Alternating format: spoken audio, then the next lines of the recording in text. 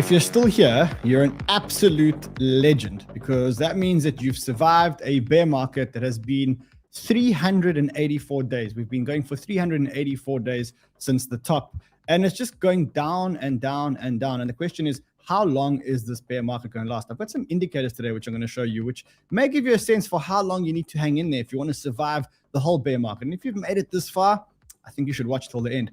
Also, I've got a very stern warning for BitBoy from someone that he's been threatening. So I'm going to talk about that warning. We're going to talk about Solana. We're going to talk about Fantom. I'm going to show you guys a portfolio that you can build, whether you've got $1,500 or $15,000.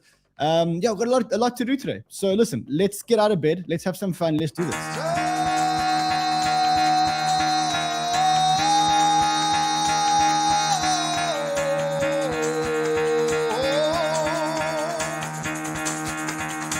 Get the fuck out of bed, bitch. Go.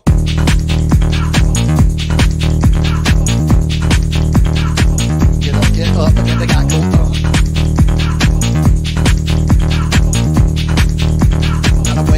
Time to wake up, bitch. Get up. Get up. Get up.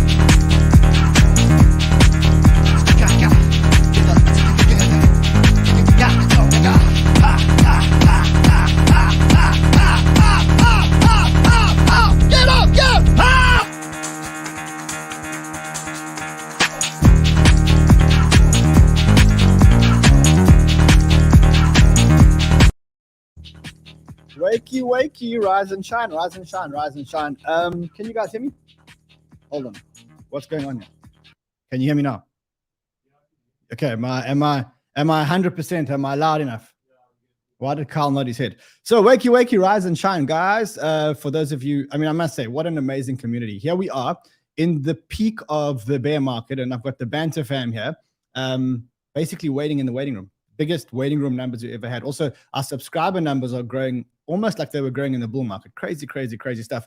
Shows the power of the Banter fam, shows the power of the community. And if you've made it this far, I think you need to congratulate yourselves. You really, really, really need to congratulate yourselves, because it's been a brutal, brutal, brutal bear market. Not only has it been 384 days since we hit the Bitcoin top, but also the events of this bear market don't compare to the events of the last bear market. Now, yes, you could argue that last bear market was much more difficult because we never knew if crypto was going to be a thing. We never knew if crypto was going to survive.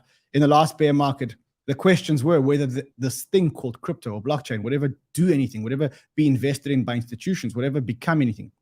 In this bear market, we know that that's not the case. In this bear market, it's just a case of when will crypto recover, and not if crypto will recover or if crypto will be something. And let me tell you, from someone who's been in both bear markets, 2017 was much worse.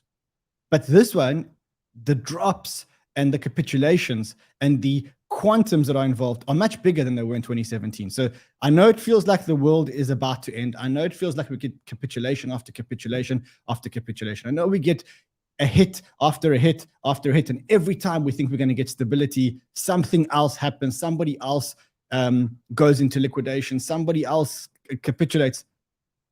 But it feels like, to me, having been around in 2017, having been around in the bear market before that, having been around in this bear market, it feels to me like this bear market is about to end. I'm not going to give you a date. I'm not going to tell you it's going to end on this and this date. But I'm going to say to you that it feels like it's very, very, very close to ending. So today, what we're going to do is we're going to look at some metrics, some fundamental data that show more or less when this bear market's going to end, and decide whether it's time to be placing the chips down. I know it sounds scary. I know it sounds crazy to be putting your money down when we don't know what's going to happen with FTX, with depositors, with Genesis, but that is the time to invest. And so that's what we're going to be looking at. When is the right time to invest? Also, today we're going to be looking at BitBoy, what he's doing, and what the implications could be. And I've got a little bit of a warning for Bitcoin, for BitBoy. So stay there. We're also going to be looking at Fantom. Andre Cronje tweeted and wrote a Medium article over the weekend, a very, very, very good Medium article about Fantom over the weekend. Is it time to be adding Fantom back to your portfolios? That's what we're going to be talking about. Solana, there's a lot of Solana FUD, also originated by BitBoy and the whole FTX collapse. And we're going to be looking at whether Solana should be in your portfolios at all. So listen, there is a huge show today. I hope I can finish it in time. What I need you guys to do, I need you guys to subscribe to the channel. I need you to like this content, and I need you guys to share this content. You guys are the ones telling us that you're not getting notifications. And the reason why you're not getting notifications is because our channel is shadow banned again. Every time we do a piece where we mention the mainstream media, where we talk about the New York Times, where we name and shame and we expose people, our channel gets shadow banned afterwards. We know this, but we decided we're going to do it anyway. So we need you guys to help us get unshadow banned. And how you do that is like, subscribe, give us positive comments, share this link with as many friends as possible. Then we'll be able to keep bringing you this exposed type content. In the last couple of weeks, we've really exposed a lot of people, and we intend to carry on doing that. But we are just scared of losing our channel. So we need your help. Cool. Let's get into the meat and potatoes because there's a lot to do today. So as I said, if you remember the good old days when Bitcoin was trading at 69,420, that was in November, the 10th of November, 2021. We're now 384 days later, more or less 384 days. I think it's just a little bit less than 384 days later. And we are near, I think, the lows. I mean, you can probably say we haven't hit the low wicks, but we pretty much near the low, 16,200.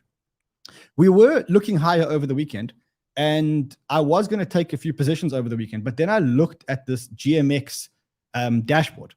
And remember, I kept saying to you that for me, this GMX dashboard, I've tested it probably 20 or 30 times. Every time that the longs go higher than the shorts by a big breakdown, by a big margin, every time the longs go bigger, the price comes down. Every time the shorts go bigger, the price goes up. And I've tested this thing about 10 or 11 times. And that's why I didn't take a Solana position this weekend. I was going to take a Solana position this weekend because I'm pretty bullish on Solana. I'm going to show you why in a few minutes. But I didn't take the position. And the reason why I didn't take the position is because on this dashboard over here, it told me not to take the position. And every time I've tested it works. So I'm going to keep updating you on this position, but you can actually pretty much do it yourself. You just go to app.gmx.io/#/dashboard. Go to the dashboard and just see the longs versus shorts. Now, full disclosure, this is a metric that I actually got from Chico Crypto, from Tyler. He was the one who originally found it, but I have been using it, and I've been back testing it, and I've been forward testing it, and I've been trading on that metric.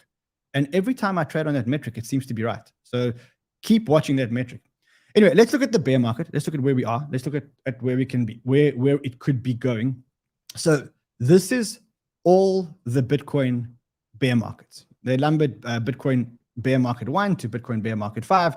The first one is from 2011, and bear market 5 is where we are today. And you can see the different colors that all the bear markets are. You can see about this bear market is that from a number of days point of view, from a length point of view, this is now the second longest Bitcoin bear market that we've ever had. The only other one that we had was in 2013 to 2015, and that was obviously a bit longer. From a drawdown point of view, from the amount that Bitcoin has gone down top to bottom, we're not at max pain yet. So you can see that like the bear market 1 of 2011, we went down much more. We went down like 85 or 90%. If you look at bear market 2, okay, so we are now lower than we were in bear market 2, pretty much the same. If you look at bear market 3 went a bit lower than we are today. Bear market 4 as well. Bear market 4 also went a bit lower. So what it's showing you is that you've survived a long period of time, but it does look like if we are to emulate other bear markets, we could still go down when it comes to price. And it does look like if you use historical data, you guys have survived a long marathon. So if you're still here, congratulate yourselves. If you're part of the fam, congratulations. I think it's been amazing that we've been here for each other through good times and bad times, and we've kept each other sane and we've kept each other rational during these crazy times. And it looks like the crazy times may be coming to an end. And I've got a whole lot of metrics that show that. This is just to give you a visual representation of Bitcoin's drawdowns from all-time highs. Now, again, if you go back to 2011, you can see 2011 over here was much lower. The price of Bitcoin went down 90.69%. And if you look at where Bitcoin is today, we are currently from all-time high, we are, Let's have a look here. 72.39% away from all-time high. So it does look, if you look at these metrics, I think actually you can pull this a bit further. Here we go. So there we go. That makes a lot more sense. So we're about 75% from all-time high. As you can see, there have been some bear markets that have been more brutal. So 2011 was more brutal. In fact, if you look here, this bear market was also more brutal. 2017, 2018, we were 80% down. So it can be, it does look like it's getting worse. This is an interesting thing that I saw as well. The 2015 to 2017 bull market was 1,064 days. The 2018 to 2021 bull market was also 1,064 days. The 2017 to 2018 bear market was 364 days. And the 2021 current bear market it's now over 364 days. It's a little bit over. It's about 375 days. So interesting, just to note the comparisons. If you're looking at bull market versus bull market and bear market versus bear market, it again shows that we could be entering a different period. Also, halving progress. So we know that Bitcoin runs in parallel or with some kind of correlation to the halvings.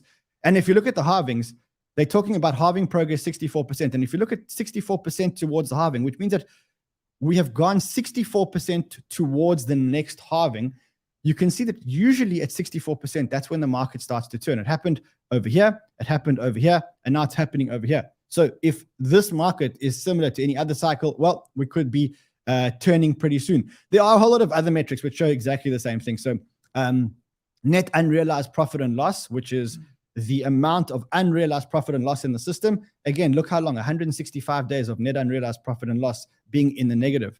MVRV ratio, this is from Willy Woo. He's saying that the MVRV ratio had bottomed already, okay, but because of FTX, it actually bottomed again. And you can see in Bitcoin's history, if you look at the MVRV ratio, it hasn't double bottomed ever. And it does look like it's double bottomed now. So again, more things.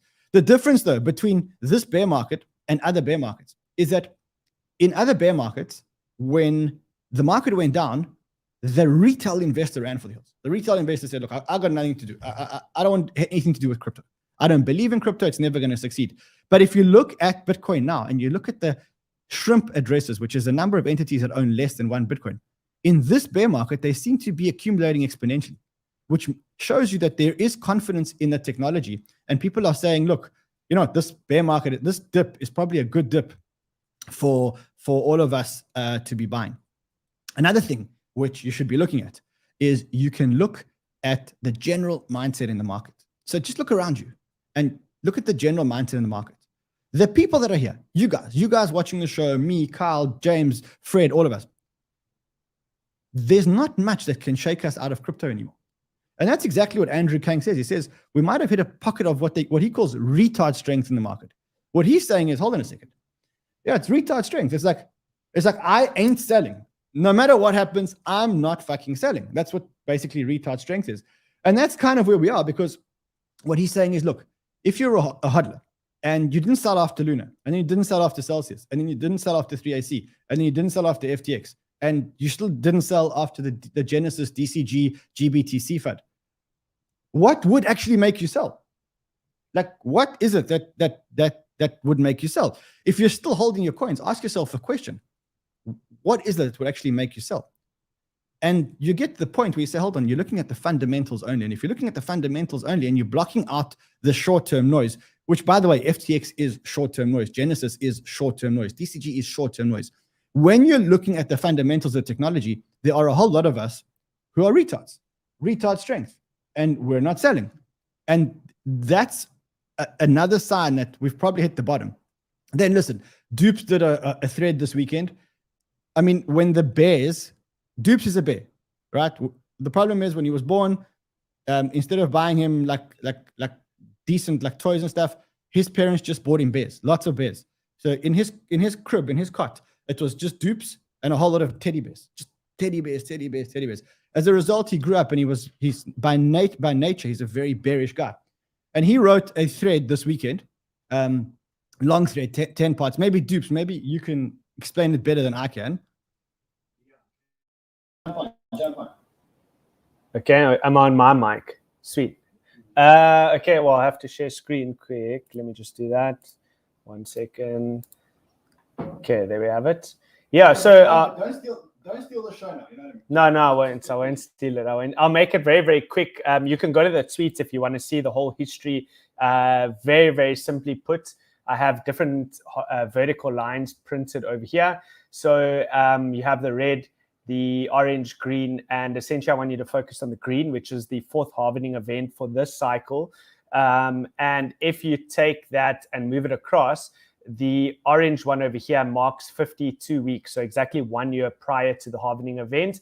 And if you go to where we currently are now, we're sitting at 76 weeks before the halvening event. Now, if you go back on the tweet, historically, all the bottoms were put in just before the 1 year prior to the halvening event, which is now this area that I've marked out. And all the bottoms look very, very similar, where you have kind of like a bottom that forms where it slopes like this. So it starts to form a base. And we don't V-shape in pretty much any of the market bottoms except for COVID, but that was a black swan event which marked quantitative easing, so we could V-shape out of there. So basically what I've said is if you come with a solid plan of accumulating within this region a dollar cost average 25% over the next 18 months, you're pretty much going to be buying within this area over the next 18 months, which is obviously very good. The other 25%, I've suggested that you use to try and time the bottom, of which I believe is going to be anywhere between $10,000, well, $12,000 would be the first level of interest, which is a strong horizontal. For that, I would have to show you this chart. So strong horizontals coming in over here at the mid-range at 11,500, and then you have this long trend line that started the bull run of 2017 and marks the lows of 2018, the COVID low. And if price went as low as that, you're looking at anywhere around $8,600 to $9,000. Now, just quickly zooming out and looking at some of these. If you look at the current drawdown, we've had 77.5% drawdown from top to bottom. Previous cycles have had 93% in the first cycle, 86% in the second cycle, 84% drawdown in the third cycle. And they took 19 weeks, 52 weeks, and 52 weeks from top to bottom. We've currently gone 54 weeks right now. So we're right around that same time period. So if we go 80% down, that would take you to $13,785. What's interesting about that number is that's a key yearly level. That matches up with a key yearly level.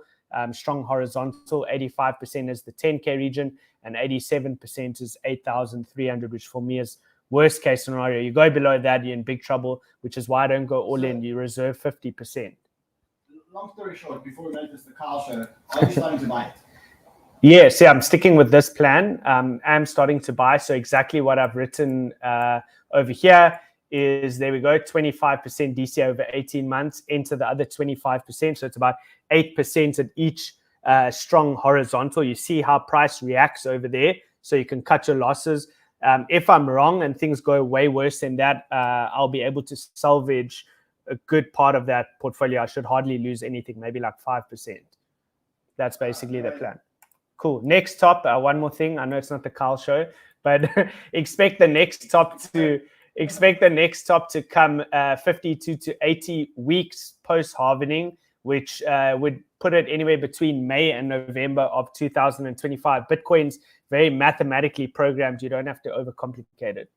Okay, cool. Bye.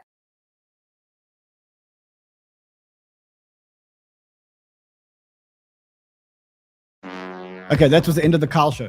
I said don't take over the show. Should you want me to leave and I'll come back tomorrow? All right. So as I said, it feels like we're starting to bottom. I'm not saying we're at the bottom, and no one can call the bottom. Every time I've tried to call the bottom, you know what happens. I'm always wrong. And you always get shit on your finger if you try and pick a bottom. You shouldn't be doing that. But I did actually start publishing some portfolios and say, look, if you want to be DCAing, this is the type of portfolio that I'd be getting into. Now, after the weekend, so these tweets got great traction. This one got like 5,000 likes, and I did a $1,500 portfolio, also got like 3,500 likes. I'm going to make some changes here today. So we'll talk about the changes later. But before we end this, I just want to show you one thing. I read this and it really, really, really resonated with me. So it says, after a forest is burnt down, it takes time until it can burn down again. In between is a period of growth. And I think that that's what I wanted you guys to take away here is the forest has been burnt down. You know, Sam Bankman-Fried walked around with a jerry can of petrol and basically burnt down the whole forest between him and Do Kwon and 3 Arrows Capital and Celsius, but mainly SBF. I still, when I think about it, think, how could a 29-year-old screw so many people? Like even Bernie Madoff, you take Bernie Madoff's Ponzi scheme, and Bernie Madoff's Ponzi scheme was a Ponzi scheme for people that invested in Bernie Madoff's Ponzi scheme. And a lot of people gave Bernie Madoff money. This is a guy, a 29-year-old guy that basically screwed an entire nation. And what I'm hearing now from very reliable sources is that Amazon is making an 8-part series about SBF, and Pornhub is looking to buy the rights to make a movie about SBF and how he fucked everybody. So there's this fight now going on. It's a true story. It's a true story. Pornhub is looking to make a video, to buy the rights to make a video about SBF fucks everybody. True. Stop laughing. It's true. Anyway, let's talk about this week. It's a big week. So last week was Black Friday. Now it's Cyber Monday. We've been getting some stats around Black Friday and Cyber Monday. The American consumer is not being stopped. If you look at it, they did $9 billion in sales, which is a record for Black Friday. And we're going to get the stats from Cyber Monday at the end of Cyber Monday today. But I'm assuming that if Friday was the biggest, Monday is also going to be the biggest. And what that means is that you're getting people like Jerome Powell sitting and watching this and going, what do I have to do? What do I have to do to get the American people to stop spending? The one thing that we can see, though, is that even though people spent a lot of money on Black Friday and Cyber Monday, or spending money now today on Cyber Monday, they're getting a lot less for the cash. So even though from an absolute terms they spent $9 billion, if you take the actual number of units bought, the number of units, the number of items that were bought is much, much, much lower. And that's just giving you an idea of how bad inflation is going to be. So this week, Powell speaking later in the week, we've got also non-farm payrolls, I think, coming out on the 2nd of December. We have non-farm payrolls tells us whether we have whether people are still getting jobs. Remember, we want unemployment to go up. Well, we don't really want that because people will be unemployed. But from an inflation point of view, for the markets, we want unemployment to go up. So we'll be watching that on the 2nd. The other thing that's happening on the 2nd of December, which no doubt you guys haven't forgotten, is this New York Times conference where all the woke leftist people go and speak. And it costs about $2,500 to be a part of it. And this is where Andrew Ross Sorkin is going to be interviewing SBF. Remember that. We spoke about it last week. The question I asked last week is whether, and I said, I highly, highly, highly doubt that SBF goes to New York and speaks at this event. There's no way that it can be happening. I can't see him leaving the Bahamas and going to New York. And Tiffany Fong, who, again, I don't have verification, but she claims that she's been speaking to SBF. And I don't know if I believe her or not. I think I do. Then don't see any reason why anybody would lie about something like that. But I haven't been able to verify it. And she apparently asked SBF, are you actually coming into New York City for the New York Times Summit?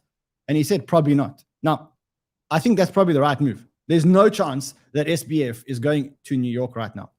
Right now, I actually don't even think SBF can leave his house in the Bahamas because I just think that there's too much going on. I think if he goes to the US, he's going to be arrested.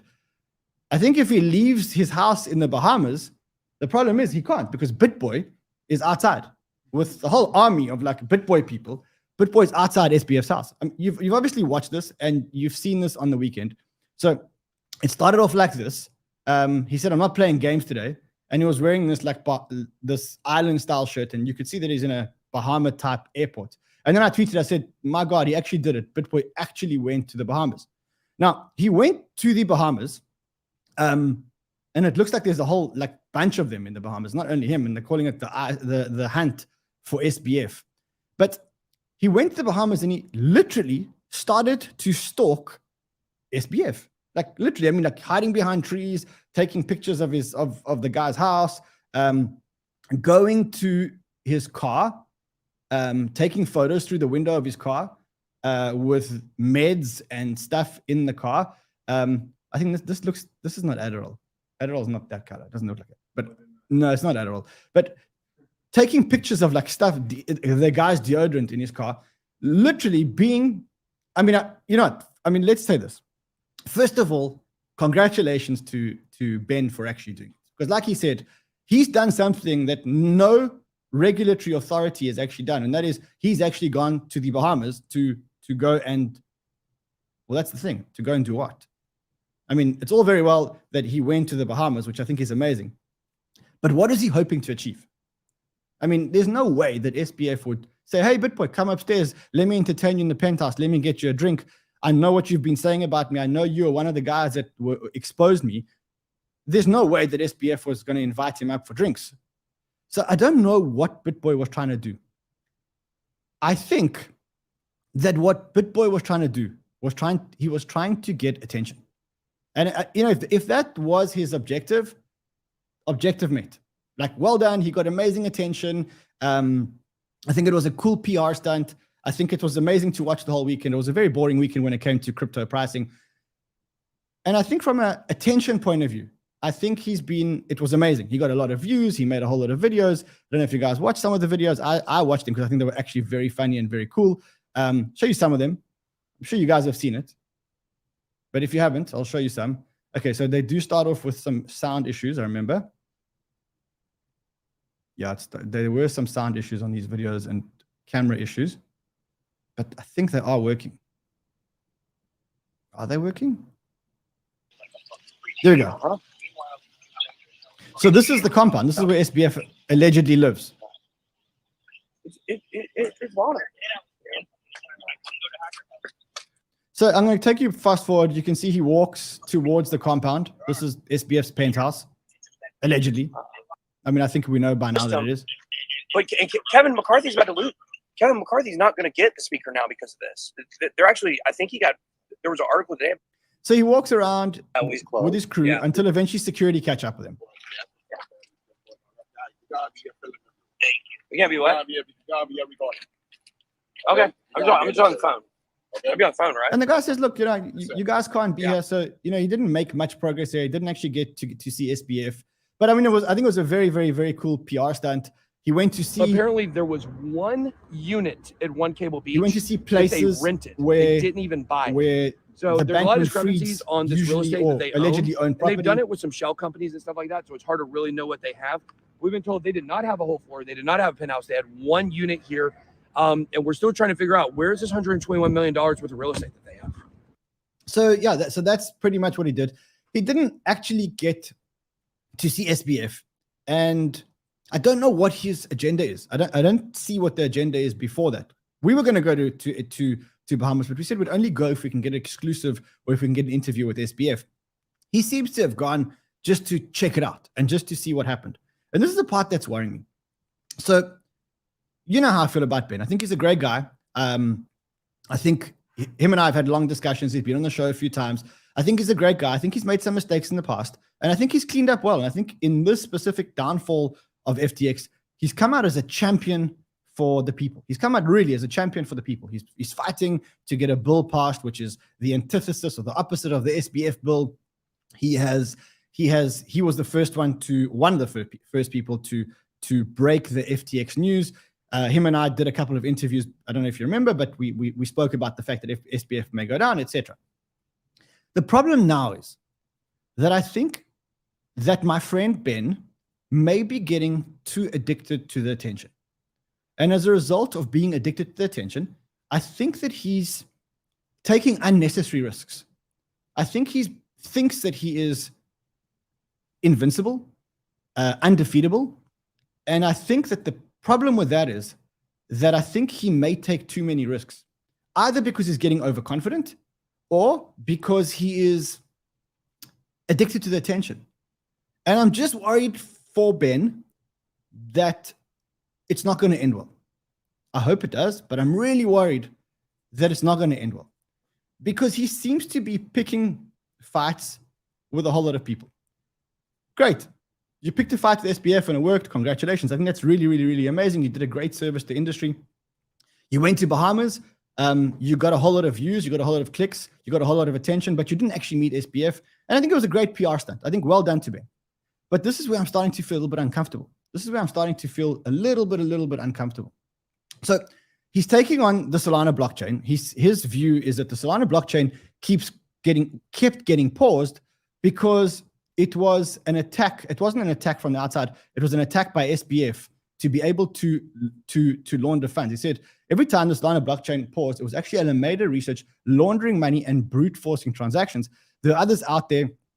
There are others out there, receipts. And if you think about it, knowing what we know now, does this surprise anyone if you and Solana ran for the hills? But then Anatoly Yakovenko, who's the founder of Solana, says, if this attack was possible, the attacker would be able to do the same thing every 10 minutes with Bitcoin blocks. And so technologically, this is not possible. So he's picking a fight with the Solana community. Then he's picking a fight with Mr. Wonderful. Now, bear in mind that, Mr. Wonderful, I'm not going to comment as to whether he's right or wrong or Ben's allegations about him are right or wrong. But what I am going to comment about is that he's a very, very, very powerful guy. And he's got a very, very, very strong and very valuable reputation as a result of years and years and years of building his reputation. And what Ben is doing now, he's attacking Mr. Wonderful.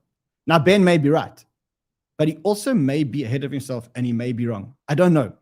I'm just worried that if he carries on like this, he's going to have an accident. He's going to get sued. He's going to pick with the wrong guy, fight with the wrong guy. And I'm all for protecting the industry. I'm all for being vocal. But I do think I'm just worried about my friend Ben. And I'm just worried that he may be getting ahead of himself. I hope not. I hope he's right. I'd love to see what happens, how this plays out. But I mean, he's accusing Mr. Wonderful of murder, even though there was this whole thing about Mr. Wonderful and a boat accident that killed 2 people. And again, I'm only going on what happened in court. But in court, they said that it wasn't murder because he hadn't been drinking and his wife was actually driving the boat. He said he was drinking afterwards to calm his nerves when this all happened. And Ben is now accusing Mr. Wonderful of murder. Now, falsely accusing Mr. Wonderful or somebody of murder in the public domain, someone with a big reputation, is a big problem because that you can get sued for and you can get defamation suits and stuff like that. He's also calling him a scammer. Many, many times he's calling the guy a scammer. Now, look, I'm not taking sides here. I don't know who's right and I don't know who's wrong, but I do hope that Ben, I don't want to say calms down, but I want to say that I hope that he knows what he's doing, and I hope that he's not biting off more than he can chew, as one of you saying. Because if he is, he's messing with big people now. And, I don't want him. I think what he's done is great. I think he's really championed the people here, but I just worry what happens when stuff like this happens. And I know I've been looking at a lot of stuff like this. So, it says, I may show up at Kevin's house next. Thank God Kevin O'Leary isn't in the Bahamas. Do you know how much water there is here? Would be extremely dangerous, referring to the bird interview. He says, Crypto Buzz, if you show up at my house, you can take out the garage, take out the garbage. I think it's meant to say garbage. And I'll pay you your first honest job. I invest lots of money in entrepreneurs. Why not you? Just a lot of this. There's a lot of this. Now, Ben's saying that the reason why Mr. Wonderful won't sue him is because if they go to discovery, a lot is going to come out. He says, I'll tell you what, Kevin, if I'm defaming you and you and Sam never had the conversation about a coordinated plan on Celsius, then sue me. It's a simple defamation suit. File it. See, I know you don't want to go to discovery. Let's see how big your balls are. Now, that's one thing that Mr. Wonderful can sue him for, but Mr. Wonderful can also sue him for defamation, for calling him a murderer, for defaming him, for destroying Mr. Wonderful's public image. And as a result, maybe Mr. Wonderful won't get as many gigs going forward or as many investments going forward. And so, as I said, love what Ben's doing. I think he's become addicted to the attention and the hype. And I just hope that he knows what the hell he's doing. I have spoken to him directly. I sent him a few messages and he replied. And actually, I'll tell you what he replied because I don't think I think it's pretty public. Let me quickly find it for you. He says, none of them want defamation lawsuits because my evidence comes out in discovery and they know it. And I'm actually playing a role in removing Gary Gensler. So that's another person he's taken on, Gary Gensler. Now, if I was in the States and I was on a YouTube channel and I had spoken about unregistered securities, I wouldn't take on Gary Gensler. I just don't think that that's the smartest move in the world. But he's so convinced that he's going to remove Gary Gensler. So listen, love what he's doing. I just really hope that this thing doesn't go out of control. I have tried to speak to him. I hope that he knows what he's doing. And I guess we're going to have to see what plays out. The one part I did like is Atozi. Remember, he sued that YouTuber Atozi, and he said Atozi came out and said, "You sued me for way less than this whole Kevin O'Leary thing." And all these people that he's fighting against, barring Mr. Wonderful, who, to be honest, I've got no beef with, Gary Gensler, SPF, all the people that Ben's taking on, got no issues with. Solana blockchain, I don't agree with his analysis on Solana blockchain. I'll show you in a second why I don't agree with his analysis on the Solana blockchain. I just think that when it comes to Solana, he's wrong.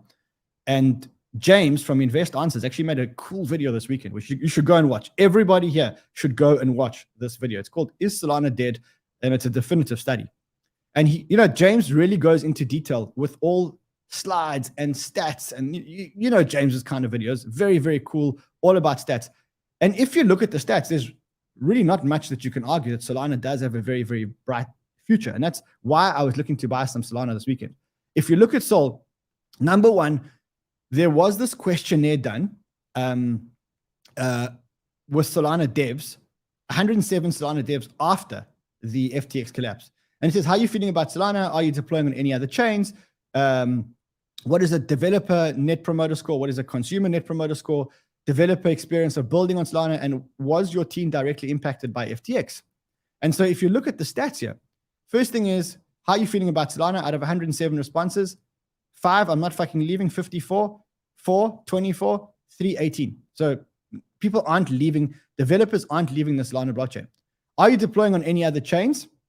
Out of 107 responses, this is what people replied. Only Solana, 71, 66.4% said they're only deploying on Solana. Net promoter score, you want to get as close to 8, 9, and 10 as possible. On a scale of 8, 9, 10, how likely you recommend developers build apps on Solana?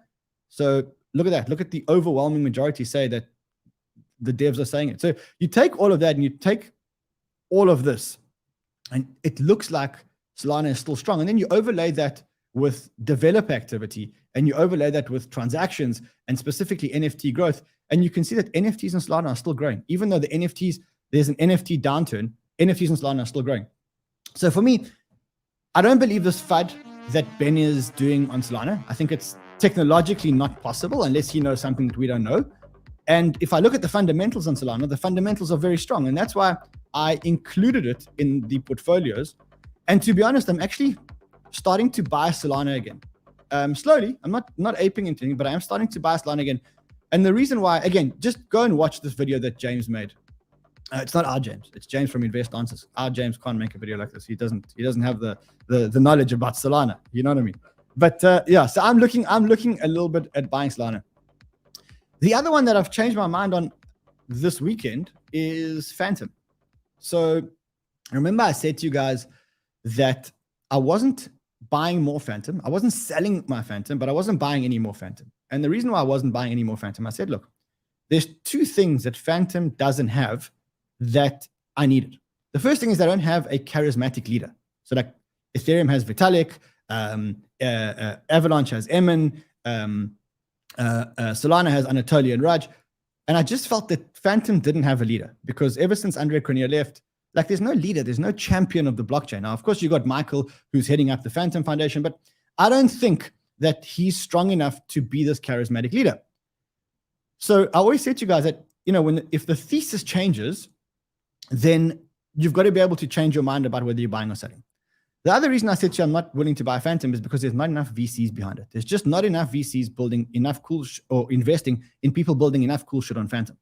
But this weekend, some of that changed. And the reason why some of that changed is the first thing that happened was, remember a while back, I said that Andre is speaking in a conference in Miami, 25 to 27 Jan in Miami. He's speaking on behalf of the Fantom Foundation. So Andre, he would have had to approve this because he's speaking there, and he's coming back as the Fantom Foundation. The second thing is he wrote a Medium article, which is strange. Why are you writing Medium articles about Fantom? And he did. He wrote a Medium article about Fantom. And he wrote an inside peek at the financials of the company. And what this goes on to show is it goes on to show that Fantom were actually very, very smart, because in the bull market, they sold a whole lot of FTM tokens and put them into stables and into other crypto assets. And as a result, what they've got is they've got over $100 million in crypto assets, 50 million in non-crypto assets, excluding their Fantom tokens. So now this foundation has over $150 million. And if you take their burn, if you take the Fantom burn is like $7 million a month or something like that. So, so you take the Fantom burn. Long story short, if you summarize all of this, they've got 30 years of runway left. The Fantom Foundation has got 30 years of runway left, which made me think that, hold on a second, you've got the figurehead potentially coming back, and I have had some private conversation with him on Telegram, and I'm going to leave them private, but I'm going to say to you that the sentiment is not as bad as it was when he left. But chances are he may be back. And if he is back and the Fantom Foundation really has 30 years of runway, given what other blockchains have lost in this bear market, I actually think it may be worth taking a punt on Fantom. Now, if I look at Fantom, if I look at the price on Fantom, close to the lows, not all-time lows, obviously, but let's just take the Fantom. Okay, it's up a little bit today, 10% today. But if you look at it, let's take a much longer chart. So generally, the price of Fantom hasn't been this low since the beginning of the last bear market. I mean, you can kind of see where it's come from. And so I think it may be worth having some or adding some Fantom to your portfolio. I just think that now may be the right time to do it. Yeah, so that's two tokens that I might add to the portfolio. Solana and Fantom, I'm adding both. I didn't put them in my portfolios over the weekend, but I think probably one to go. And Miles is actually doing a show later on today about Fantom. He's doing a deep dive into Fantom. I think I'm going to watch that, and then let's make a decision after that. Oh, what else is there? We have a lot to do. Not much time. You had the regulators in the Bahamas coming out. Basically, remember that all eyes on the Bahamas here. A lot of companies go there because it's a tax shelter and because they think they don't have very strong laws. But all eyes are now on the Bahamas because I don't think there's ever been a fraud this big originating out of the Bahamas. And the regulator in the Bahamas addressed the state. I want to just quickly play you one or two parts of this, assuring people that they are actually taking action. So I want to show you something. It's quickly going to the right part of the video. So this is the first part. I'll be listening to it in 2 speed. Let me just get it back to normal speed so that normal people can listen to it. The Securities Commission secured the assets of FTX Digital Markets to be held on behalf of and for the benefit and restitution of clients and creditors of FTX. So they have secured the funds. That's what they're saying. They have secured the funds. I want to take you guys back to the end. In fact, let's go down to the end where he warns people to say, like, this is not going to be a banana republic. The Bahamas is very serious about eradicating this. In fact, currently being experienced by the digital assets sector will pass, and that there is still much potential for growth and opportunity ahead.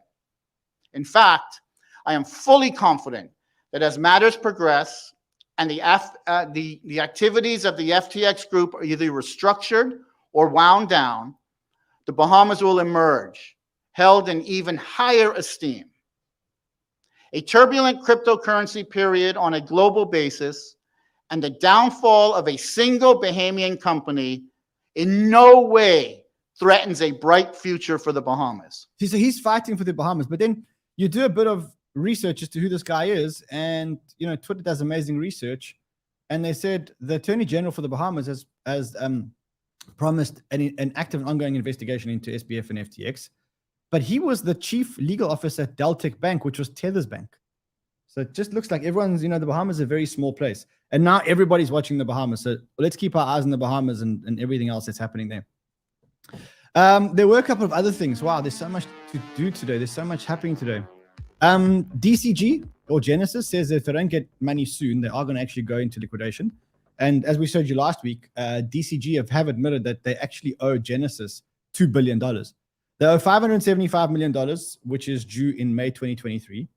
And then they owe them another $1.1 billion as a promissory note, which is the 3 Arrows Capital liabilities that they assumed. So yeah, that's that. I'm not going to spend too much time on this, but if you do see FUD around wrapped ETH, WETH, it's a joke. It's a joke going around crypto Twitter. There's no problem with wrapped ETH. In fact, wrapped ETH, you can actually view wrapped ETH on chain all the time. So it's basically it's a smart contract. The smart contract wraps ETH, holds ETH, and so there's one-to-one asset backing. It can never unpeg. So if you do see a whole lot of stuff, like a Bloomberg journalist saw the stuff and actually wrote an article about it like an idiot because they just don't understand crypto. Yeah, I think also another interesting thing that we saw, which could have been FUD, but actually wasn't, was there was a massive move from one wallet to another wallet with Binance, and that is because of the proof of reserves. The auditors want them to show, that they're actually in control of the wallet and that they can actually do transactions, and that was what that thing was about. And then lastly, BlockFi just said on Twitter that they're filing for bankruptcy and conducting major layoffs. Oh wow! Hold on a second. Converted DBs to Okay, so we just got news, breaking news from BlockFi. BlockFi filing for bankruptcy and conducting major layoffs. Wow. Okay, so there we go. Chapter 11, another one in Chapter 11. So Celsius is in Chapter 11, BlockFi is in Chapter 11. That means they obviously didn't raise their money, which is bad because it means that anybody's got money in anybody's got money in BlockFi, which means that you're now going to have to wait a long time to get your money back. I wish people would have listened. I always said, I don't like BlockFi. I just didn't like BlockFi. But I suppose Celsius is also gone when I did like Celsius. To be honest, I did like Celsius. I didn't realize what Alex was doing, but I did like Celsius. There was something else that I wanted to show you guys. This is the reason why Dogecoin pumped this weekend. And I think it's actually still pumping, to be honest. Let's quickly look. So Doge, let's look at Doge. You've got to have Doge in your portfolios now. Now that the richest man in the world has a platform with 250 million monthly active users. Yeah, Dogecoin pumped on the weekend, as you can see. And the reason why Dogecoin pumped, for those of you who weren't paying attention, is because Elon showed some slides from the company talk. And, you know, you can see the type of slides, monthly active users growing to 253 million, blah, blah, blah. But then one of the slides had a thing called payments and it was blank. And so people always thought payments must be Dogecoin. And that's what happened.